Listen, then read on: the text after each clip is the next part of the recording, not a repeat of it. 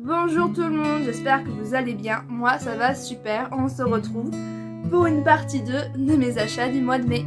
Go!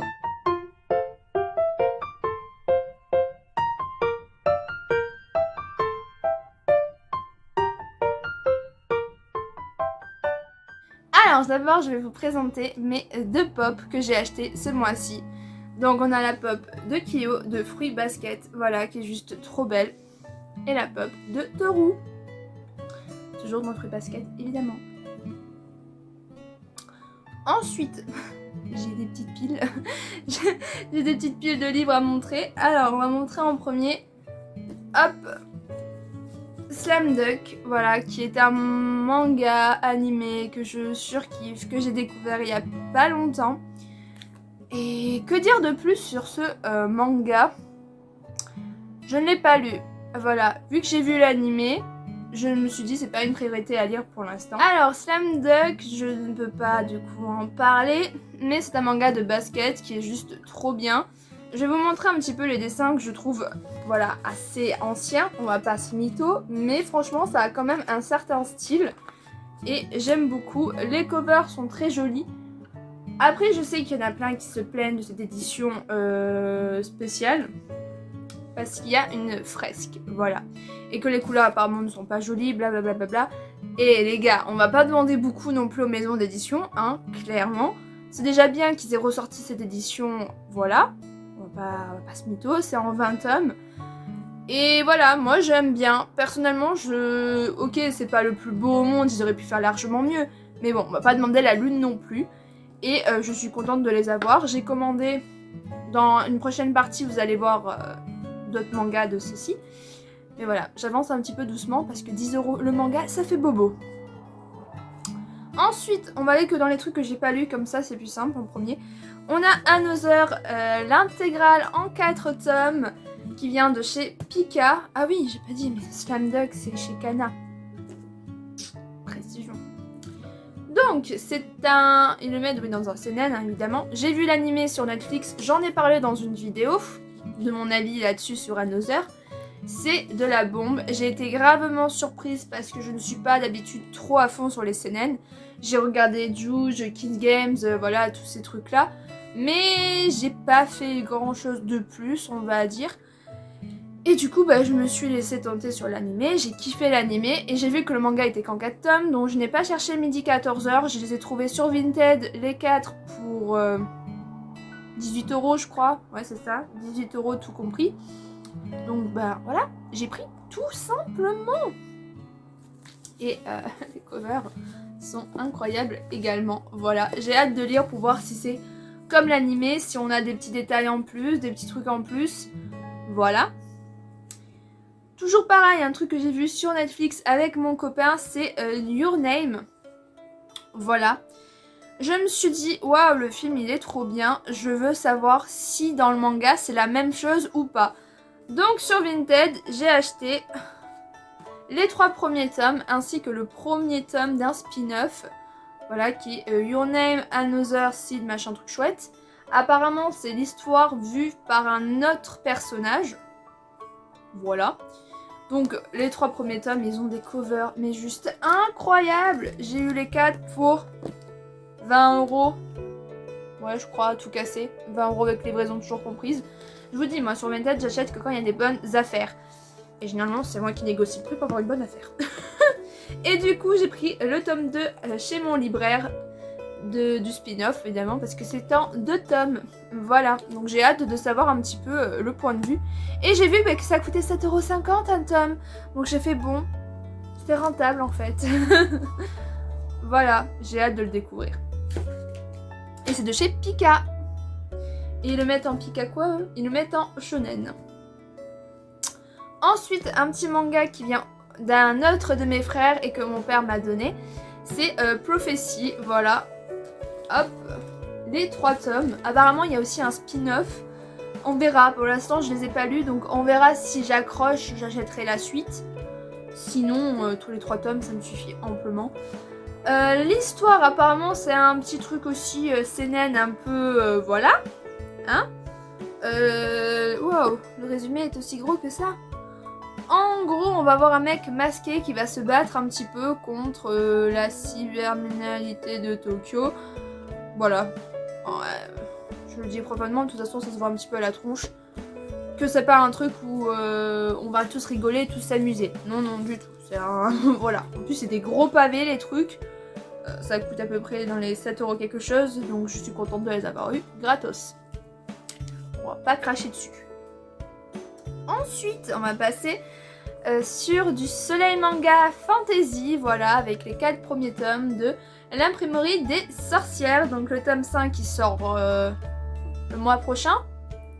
Ouais, je crois que c'est ça, en début juin, je crois qu'il sort, par là. C'est un manga que j'ai trouvé sur Vinted aussi pour 20 €.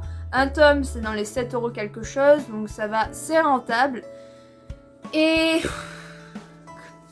voilà, les covers sont magnifiques par contre. Clairement, montrons ces pépites de covers avec des reflets et tout qui sont juste incroyables. Mais le manga n'est pas foufou. Voilà, c'est une mini déception, je vais les garder parce que les covers sont incroyables, je vais les continuer évidemment, mais je suis assez déçue au niveau de l'histoire. C'est un isekai en quelque sorte, on va suivre une jeune fille qui s'est fait invoquer, je ne sais plus trop, mais elle se retrouve dans un autre monde. Et elle va du coup devenir imprimière, bon je sais pas comment on dit, mais en tout cas elle va se retrouver dans une imprimerie pour faire des livres, des manuscrits, etc. etc. Et elle va chercher en fait un moyen de rentrer chez elle avec un sort. Du coup on va suivre un peu tout ça, mais en fait c'est une histoire composée en plusieurs histoires. En gros tu vas suivre ça, après tu vas passer à ça. C'est pas des histoires qui sont vraiment liées entre elles. Ouais, c'est toujours redondant, c'est toujours la même chose. Dans chaque tome, tu vas parler du marketplace, là, leur truc. C'est comme une convention, mais avec des magiciens. À chaque fois, on parle de ça. À chaque fois, on va parler de comment elle va chercher ses ingrédients, de quelques commandes qu'elle passe. Donc, on va suivre un petit peu tout ça. C'est pas folies-fouchon. Franchement, pour le prix, je me disais, ouais, un isekai, c'est trop bien et tout. Je pensais qu'on voit des petits combats, mais... Ouais, sans plus. Franchement, j'ai pas accroché de fou. Pour vous dire, j'ai le 3 et le 4 encore à lire. Et je suis pas du tout motivée à les lire. Pas du tout. Ensuite, on va rester chez Soleil Manga au niveau fantasy. Avec là, par contre, une petite œuvre que je trouve trop mignonne. C'est La sorcière invincible, tueuse de slime depuis 300 ans. Et les covers sont juste aussi incroyables. C'est vraiment cute, mignon. C'est aussi un isekai d'une jeune femme en fait qui travaillait et tout et qui va mourir à cause de la surcharge de travail, je crois que c'est un truc comme ça.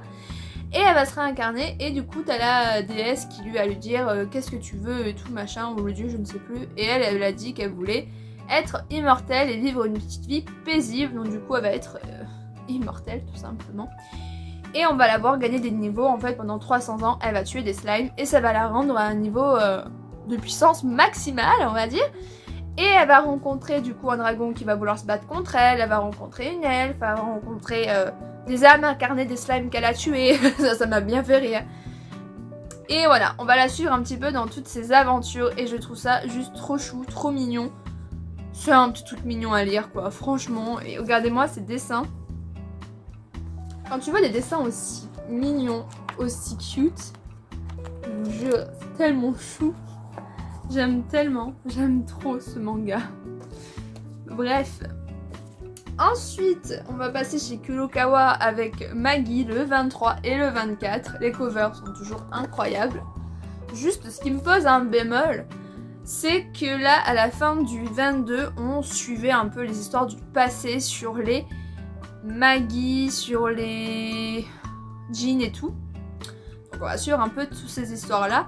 Et ça m'intéresse pas de fou en fait, je m'en fiche moi de l'histoire du roi Salomon ou du roi machin truc chouette. Moi j'aime bien quand c'est le présent et on voit les aventures de Aladdin, de Sinbad, de Ali Baba, etc. Du coup c'est un petit peu chiant parce que ces deux-là ils ont l'air de parler encore deux histoires jusqu'à la fin un petit peu de tome 24. Donc c'est pas très foufou, je vais bouffer encore de ces histoires-là, que je comprends pas trop. Bref. Maggie, si vous connaissez pas, c'est un manga super bien en 37 tomes. Et dans mes prochaines parties, ça va être drôle. Sur Amazon, j'ai encore craqué pour... voilà, je ne dis pas plus, vous verrez. Mais voilà, les dessins sont magnifiques, l'histoire est juste incroyable, j'ai adoré. Il y a un animé, t'as 2 saisons, t'as pas tout bien sûr. Ça se termine au 20e tome. Voilà, les 2 saisons. Donc après, il faut que t'achètes la suite en manga pour savoir ce qui se passe. C'est pourquoi j'ai acheté les mangas en fait, tout simplement, je voulais trop savoir la suite. Voilà, je vous montre un petit peu les dessins qui sont juste incroyables. Voilà. Donc je les ai pas encore lus, donc je peux pas trop donner mon point de vue. Ensuite, oh, on approche de la fin, c'est cool. Le premier tome de A Safe New World, qui est aussi un isekai. Voilà. J'ai vraiment ma période isekai en ce moment, c'est incroyable. Donc ce manga, j'en parlerai plus en détail dans une vidéo spéciale isekai. Voilà, tout simplement. Je ne dirai pas plus, je vais juste montrer les dessins qui sont aussi très très beaux. J'aime beaucoup les dessins. Voilà, qui vient de chez Komiku. Qui est trop bien. Le tome 1 de Fantasy Lazy Life. Tome 1 qui vient de chez Delcourt Tokan, qui est aussi un isekai, donc je ne vais pas en parler plus en détail, ce sera dans une vidéo spéciale isekai. Voilà. Juste incroyable aussi, hâte d'avoir la suite. Je vous montre des petits dessins. Voilà, voilou. Le dessin aussi est incroyable. Voilà. Ensuite, petite découverte, les 2 premiers tomes de Lent and Girlfriend. Hop, bien sûr j'ai un accent d'anglais pourri, donc on ne juge pas mon accent, merci. Hop, les 2 tomes qui viennent de sortir, et du coup on avait les 2 petites cartes qui sont juste trop mignonnes. Hop. Alors, pour ceux qui ne savent pas, il y a un animé dessus, mais je pense que vous le savez. Il est disponible où l'animé ? Il est sur Crunchyroll, déjà c'est sûr. Après, je sais pas s'ils l'ont mis sur autre chose ou pas. On va suivre du coup l'histoire d'un jeune garçon qui était en couple, qui était content, qui s'est fait larguer comme une grosse merde. Et du coup, pour se sentir mieux, il va louer une petite amie. Voilà, quand tu es au bord du... du précipice de la loose, tu vas carrément prendre une petite amie. Mais le problème, c'est que le jeu n'arrive jamais à être terminé parce qu'il va la relouer, parce qu'à un moment, ses potes la voient avec, sa grand-mère, elle la voit avec. Bref, voilà. C'est une histoire sans fin et on voit qu'au fur et à mesure, la soi-disant petite amie et ce garçon vont commencer un petit peu à se tourner bien autour et ça c'est marrant. Mais aussi, on a Alex qui débarque, évidemment, qui va limite dire qu'elle a des sentiments pour lui, donc bon. Voilà, affaire à suivre. Moi, j'ai vu tout l'animé, donc je sais un peu ce qui va arriver dans le tome 3, etc., etc. Il y a encore plein d'autres jeunes filles qui vont débarquer, donc on va voir un petit peu tout ça. Mais franchement, les covers, elles brillent et tout, c'est trop beau. Je vais vous montrer des petites planches, c'est juste trop mignon. J'aime trop. Mais un manga comme ça coûte 7 €. 7,80 €, je sais plus, dans les 7 €. Et c'est quand même assez cher. C'est pour ça que j'ai mis un petit peu de temps à les acheter. Et on a bientôt fini, il reste 4 tomes à présenter. On a une nouveauté. Une pépite. C'est Demon Slave, le tome 1 et le tome 2. Le tome 3 sort ce mois-ci ou le mois prochain ? Je ne sais plus. Mais j'aime trop, ça vient de chez Kurokawa. Et mon dieu, c'est incroyable. Je les ai pris sur une ancienne commande d'Amazon. Et waouh, j'étais claquée au sol. Tout le monde disait ouais c'est trop du fanservice, nanana, nanana. Oui, ok, il y en a, on va pas se mytho là-dessus. Mais franchement, c'est bien écrit, c'est intéressant, ça change de ce qu'on connaît. Et j'aime trop en fait. On va suivre l'histoire d'un jeune... je vais vous montrer un peu plus les covers qui sont aussi incroyables. On va suivre l'histoire d'un jeune garçon qui est au lycée je crois et qui se sent un peu concombre en fait parce que les garçons sont inutiles. Je m'explique pourquoi je dis ça, parce qu'en fait c'est les filles qui ont le pouvoir, car ce sont les seules qui ont le droit qui peuvent manger les pêches miraculeuses qui te donnent un super pouvoir comme dans One Piece avec les fruits du démon. Voilà déjà pourquoi j'adore, parce qu'il y a un peu le même concept que One Piece, simplement que là c'est enfin que pour les femmes, et ça montre enfin que les femmes peuvent être badass par rapport aux mecs. Et ça, on adore, clairement. Autant une femme, moi j'adore ce concept de montrer que les femmes sont aussi bien que les hommes. Et un jour, le mec va se retrouver mélangé un petit peu au combat qu'il y a, etc., etc. Et du coup, notre jeune fille est la générale d'un escouade, je crois que c'est comme ça qu'on dit. Et elle va le rencontrer et elle va faire de lui son esclave, parce que le pouvoir de sa pêche à elle, c'est de rendre des démons, n'importe qui en esclave. Et en compensation, elle va devoir le récompenser de ce qu'il veut. Le problème, c'est que ce jeune garçon a un petit côté aussi un petit peu pervers, on va dire. Et du coup, ces récompenses font en gros du fanservice parce que la fille doit montrer ses seins, la fille, etc. Voilà. Du coup, c'est ça qui fait le fanservice. Mais sinon, à côté, les combats sont intéressants. L'histoire est très intéressante aussi. On va voir que le jeune garçon recherche aussi sa sœur, qui est partie dans le monde où il y a les démons, donc on va voir un petit peu tout ça. Et le tome 2 est très alléchant, parce qu'on découvre que la fille, sa sœur, est dans le monde des démons, et que c'est son ennemi, et on va devoir du coup suivre un peu tout ça, et c'est très très très intéressant. Voilà. Je montre des planches incroyables, c'est juste magnifique aussi. Les dessins sont très très beaux. Voilà, je peux pas dire plus parce que j'adore ce manga et c'est un vrai petit coup de cœur. Et pour finir, j'ai pris Tokyo Revenger le 3 et le 4. Que dire, tout simplement, je surkiffe encore, c'est super bien, c'est très intéressant, c'est bien écrit.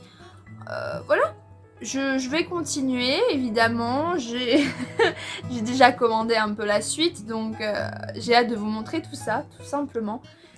C'est trop bien. Là, on suit un petit peu, je vous montre bien les petites covers. Là, la fin du tome 4, c'était quand on découvre que notre ami Draken, finalement, ne meurt pas. On va suivre un petit peu le fait comment il a réussi à le sauver. On voit un petit peu que notre jeune héros va faire une révélation. Il va enfin comprendre que c'est à lui de devenir le chef, en fait, de ce gang. Voilà, on suit un petit peu tout et franchement j'adore, vraiment j'ai beaucoup accroché et j'ai hâte d'avoir la suite tout simplement. Voilà, cette deuxième partie se termine et ouf, toujours autant de mangas, donc j'espère que vous avez adoré et on se dit à la prochaine pour la partie 3. Bye!